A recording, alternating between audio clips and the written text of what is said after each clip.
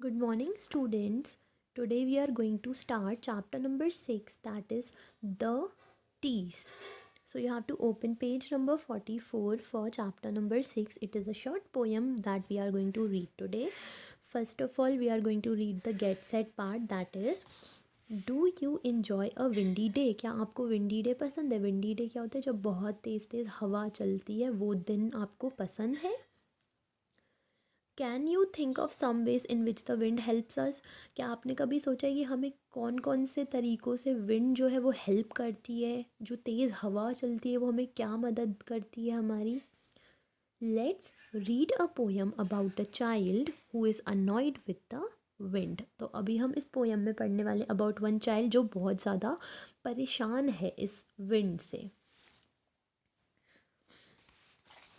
You are a nuisance I declare.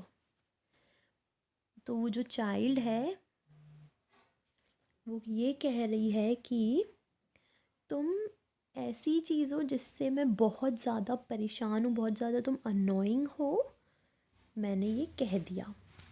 You tease me so it isn't fair.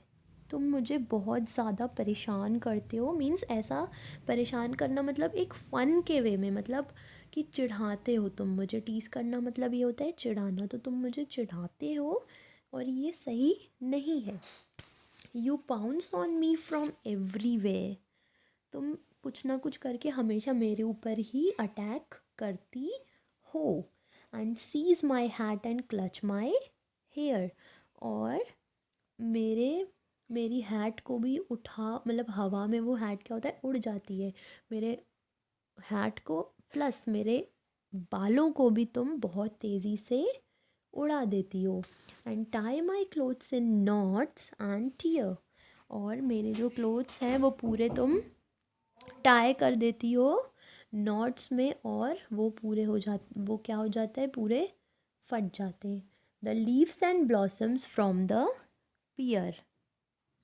वो कैसे फट जाते हैं? जब वो बहुत तेज़ कपड़े जो हैं वो उड़ते हैं तो वो फ्लावर में, जो ग्रोइंग फ्लावर है, ट्री है या फिर बुश है, उसमें अटक के वो फट जाते हैं वो कपड़े। I wish that I could set a snare.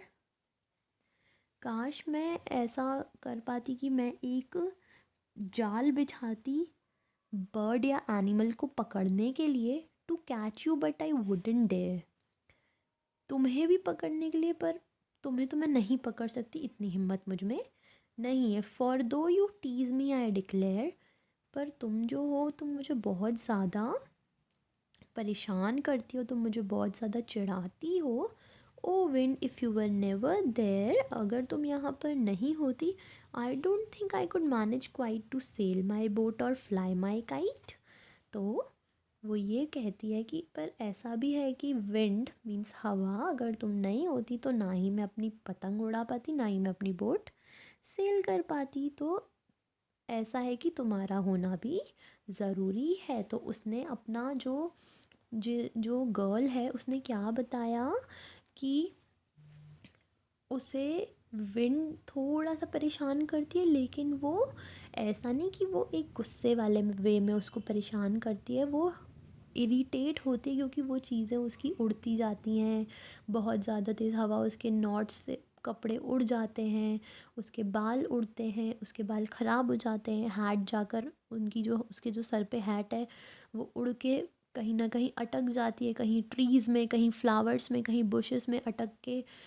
तो लास्ट में यहाँ पे क्या बताया गया हमें स्टोरी में कि विंड इम्पॉर्टेंट भी है, ताकि हमारी पतंग जो है वो बहुत अच्छे से उड़ती है।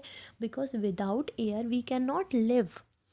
सो it was the poem that, इस पोएम में हमने ये नहीं सीखा कि हमें विंड को अनोइंग कहना चाहिए। We should learn and we have learn in this chapter that wind is important, and if wind was not there, there is so many things not possible.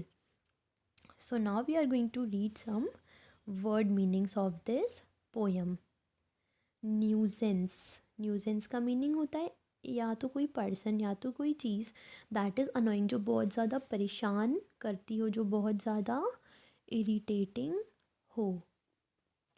Tease का मतलब होता है make fun of someone in a playful way, किसी का मजाकिया तरीके से चिढ़ाना।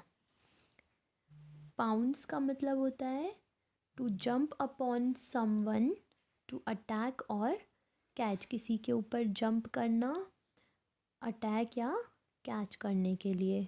Blossom का मीनिंग है a flower growing on a tree और बुश, एक फ्लावर जो ग्रो करता है ट्री या बुश में। Snare a trap to catch a bird और एनिमल, स्नेयर का मीनिंग होता है एक ऐसा ट्रैप जो हेल्प करता है टू कैच अ बर्ड और animal. So you have to practice reading this poem and you have to write first 3 word meanings in your English copy with chapter heading, and in the next video we will continue forward with exercises of this poem.